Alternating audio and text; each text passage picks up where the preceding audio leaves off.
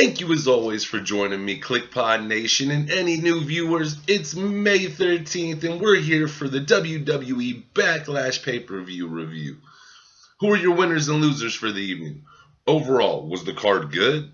This and more after the intro.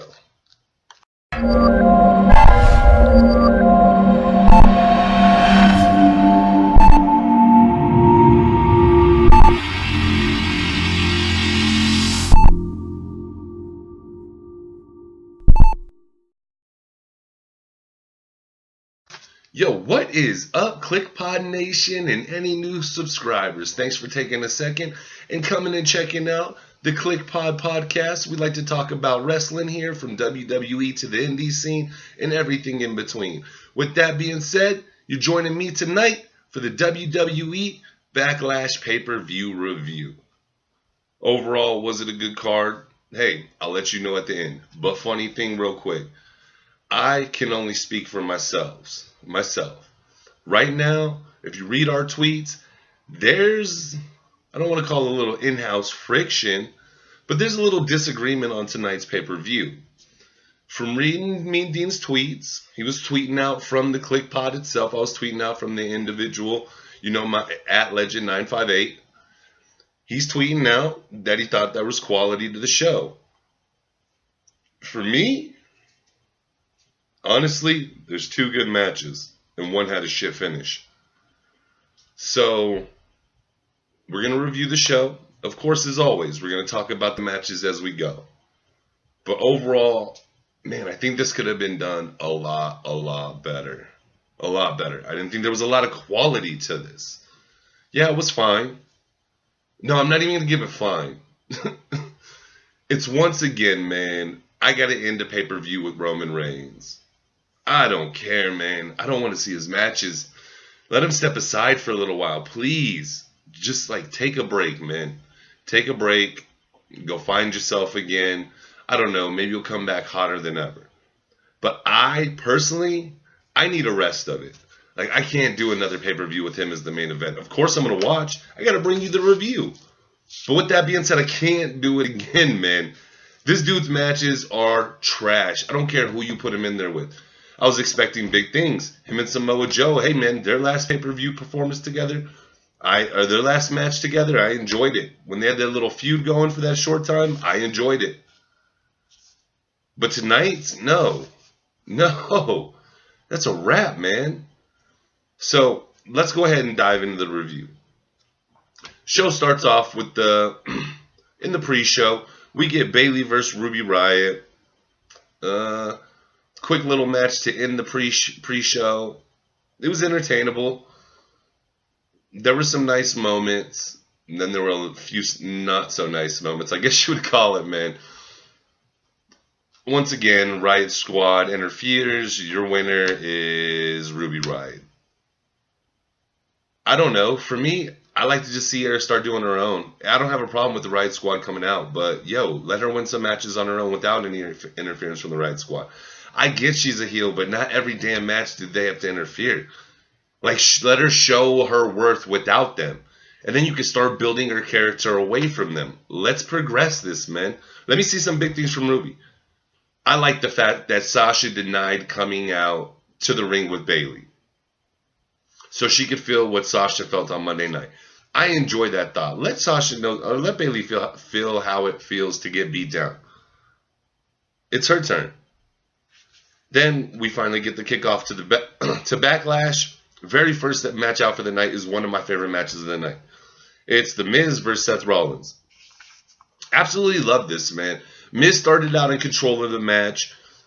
Throughout the match, we gained pace. When the pace started to pick up, we had a lot of back and forth. And gotta say it, man, The Miz led the dance for a lot of the night, and he looked really good doing it, man. And when Rollins would have his moments, they would be so impactful. And they just told an excellent story with Rollins' knee getting injured. And every time he's trying to do something, it affects him so he can't do it. But yet he could pull off the sporadic, adrenaline-filled moment. I absolutely love those moments.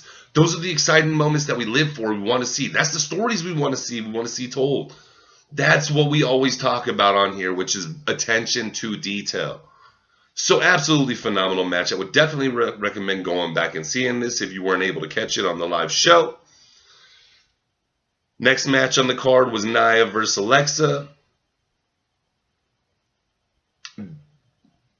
At the beginning, Alexa had control early.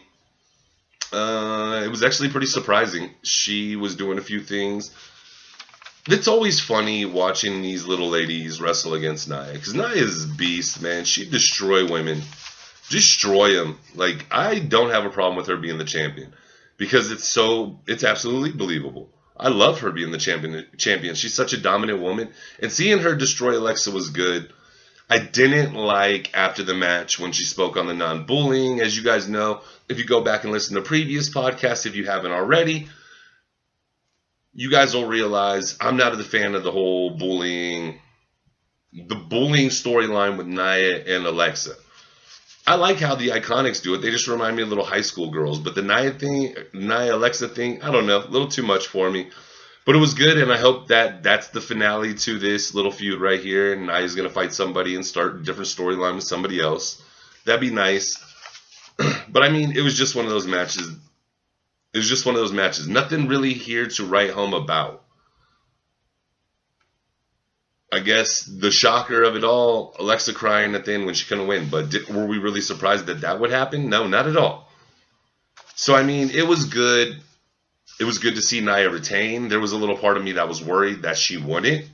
But after seeing her retain, hopefully she moves on, goes with the storyline with somebody else. I've had enough with her and Alexa. I've had an absolute enough.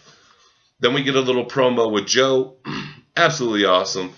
Joe just talking about how Roman's lost confidence, how Roman's lost his speed, his power. Pretty much Roman's lost everything lately. And how he's going to destroy Roman.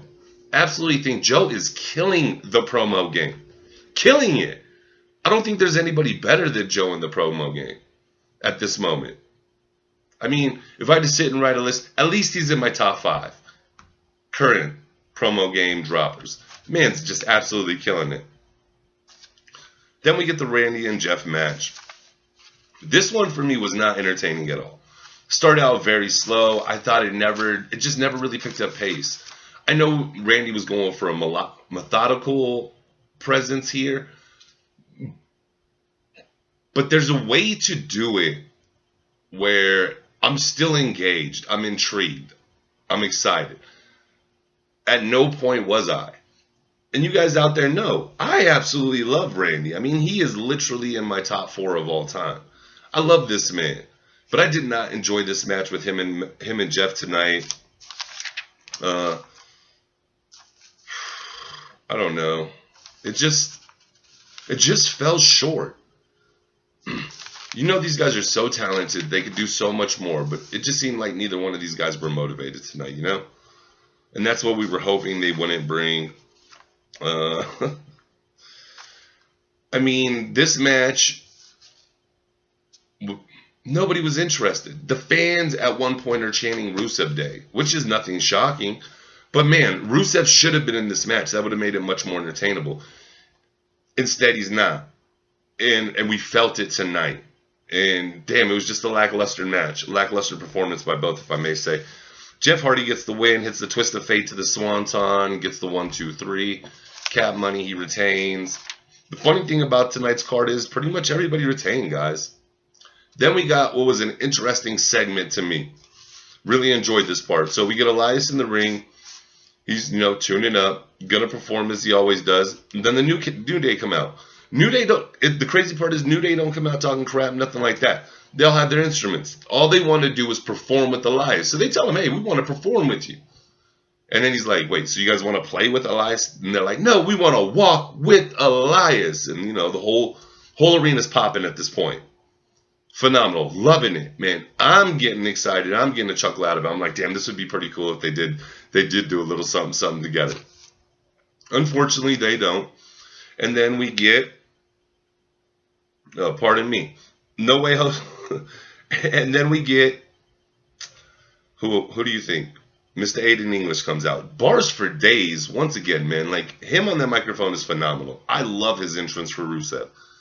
They come down, you know, Rusev, self-proclaimed, man, of course. Every day is Rusev Day. How many other people out there have that? None. So once again, primo work done there. Then we get the entrance by No Way Jose with the Congo line. Titus Worldwide and Brozongo are actually in this. And then it actually cuts to, we hear Glorious kick and Bobby Roode surprise attacks Elias. I really enjoyed this segment. Got a few chuckles out of me. It was well done. It could have really fell flat on its face, but I have to say, it was absolutely well done. I would like to see more things like this, man. This was actually one of them good comical moments that we get. Not one of the ones where we're like, oh my God, another one of these. So it was actually really entertaining. So last few episodes, we've actually seen some exciting things. Now, we get a match that, I don't know.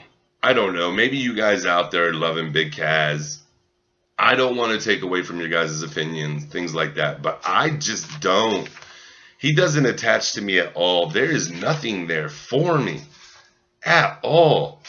Like, even with Daniel, when I heard Daniel's music hit, like, I got the goosebumps. And I'm like, oh, yes. Let's see this. Like, this is going to be a good match. Even if Kaz doesn't perform great, Daniel's going to carry this thing. This is going to be phenomenal. I'm seeing Daniel do things I haven't seen in forever. Now, I don't know if he's just not feeling it or what tonight. Or I understand the storyline. I'd like to see Daniel take advantage a lot more this evening, but unfortunately we didn't.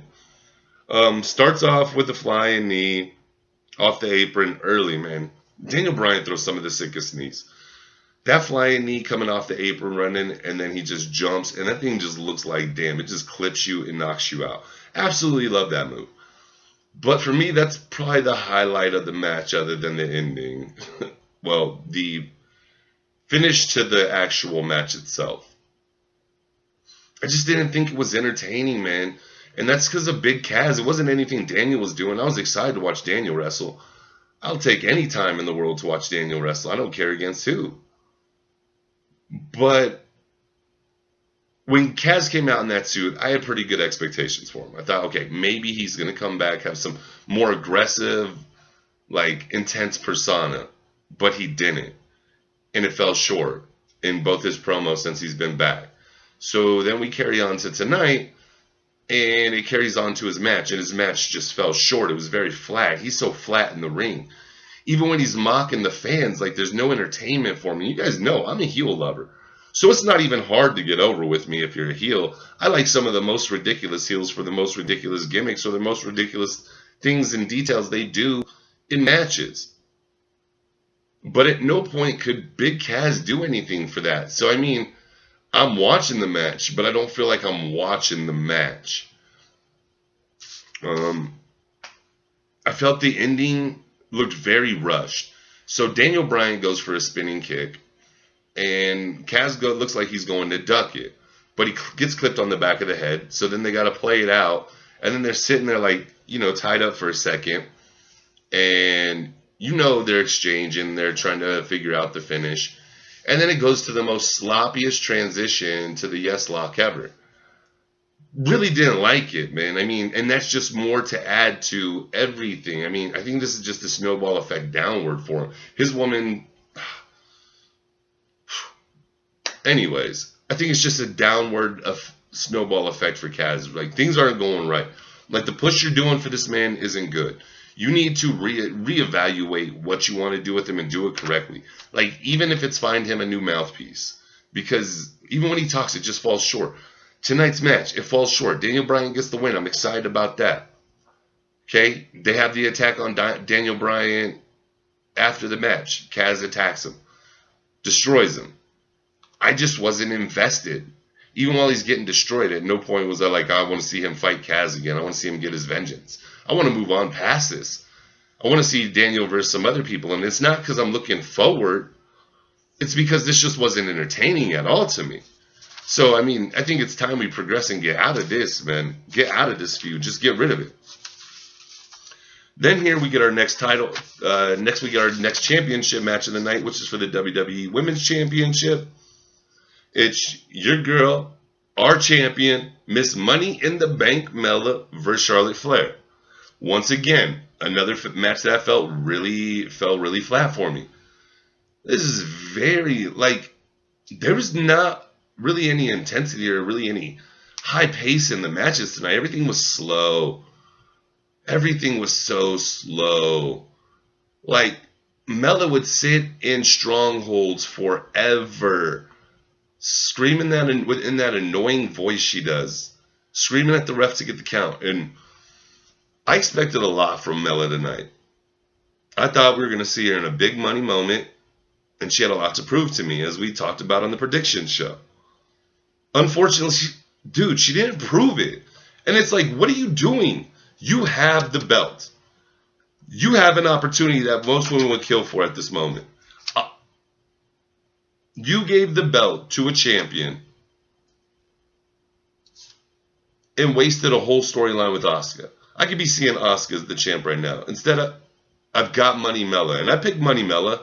But after what I've seen tonight, I don't know how much longer I want to see her as champ. She really needs to step her game up. She needs to prove herself. Still, you can't get there and get lackadaisical. Tonight's match with Flair was not that great. Okay? If you guys disagree, tell us. Tell me. Me and Dean, tell me why you would disagree. If you do. For me, it fell flat on its face. That code of silence looked dope. It looked dope as shit. Outside of that, didn't enjoy it. It was so boring. We're sitting in locks for 2-3 minutes at a time. And not ones where you look like they're actually applying pressure. Soft-ass ones. And then she does the code of silence, which looks dope. But that felt like it was for a waste. Now, I do like the way this ended. Charlotte goes to the top, goes for the moonsault, misses the moonsault, hurts her knee. Mella sees it, no, doesn't hesitate, instantly capitalizes, kicks the knee, gets the roll-up pin, fully rolled up, both legs flexed straight over Flair's head. 1, 2, 3. Your champ wins, retains the title. But with that being said, that was just a slight moment that was fantastic. I just like how it worked itself. I'm not saying that I really thought it was the greatest way to end a match. I'm just saying I thought it was a good little quick spurt. You showed me she hurt her knee. Mella capitalizes quick. Bang. Obviously, we're going to play this out a little later. I think this is going to be a continued on feud. You can't end it right now. You can't end it right now because you know Charlotte's going to come back talking about how it was her knee. Maybe Charlotte doesn't get the title, and this is actually the transition to get Charlotte back to a heel, where I believe she belongs.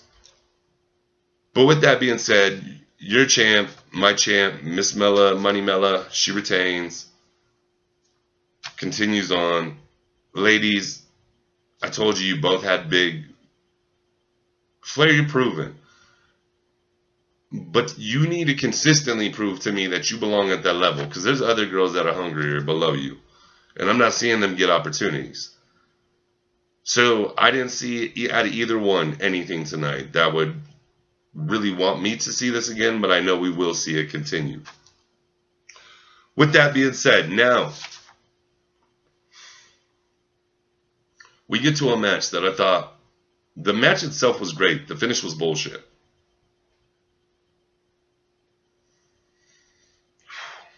You get AJ. Now, okay, so we get the match I've been excited to see. We get AJ versus Knock. Man, you can see the intensity just brewing out of AJ and just the swag and the confidence coming out of Knock. Freaking love this, man. Knock comes out. He starts with mind games right off the freaking bat. Absolutely love this portion, man.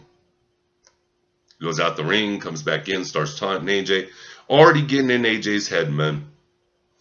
You can see Styles comes out aggressive. He's really coming out strong tonight, laying a lot of licks.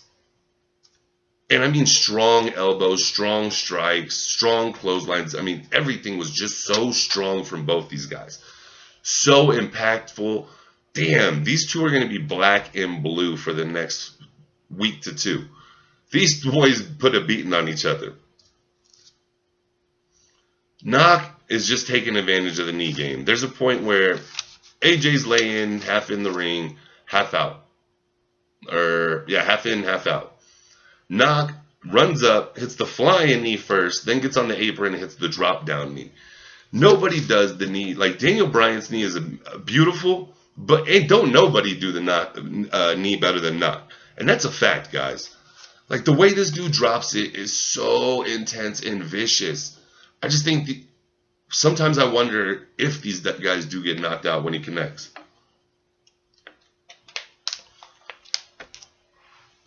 Man, I mean, there were so many good moments in this match. The crowd was chanting for tables at one point. AJ goes, he climbs on the barricade like he's going to springboard off back at Knock. And instead, freaking Knock kicks his legs out, and AJ falls, hits his side on the barricades. And right there, I felt it. Like, holy shiesta, dude, that could literally, that could have fucked your life up. Let's just be straight and forward with it. I mean, yo, that shit was so intense. And to see that, it was absolutely incredible. Then we seen a reverse then we seen this beautiful reverse exploder from Shinsuke to Knock. He just grabs him, flips him over right into the chair, man. I mean, it was absolutely gorgeous, man. AJ does he's going like he's going to jump out of the ring at Knock. And he jumps onto the ropes, springboards like he's going to jump out. Shinsuke slides back in, doesn't realize AJ faked it, comes back in. AJ hits him with the elbow to the back of the head. Then he hit him with that cradle drop and neck breaker where he drops him over the knee. Absolutely gorgeous, man. These are the moments I love seeing from these guys. These are they had me feeling it. Now's where it gets shitty. So AJ performs the Pele.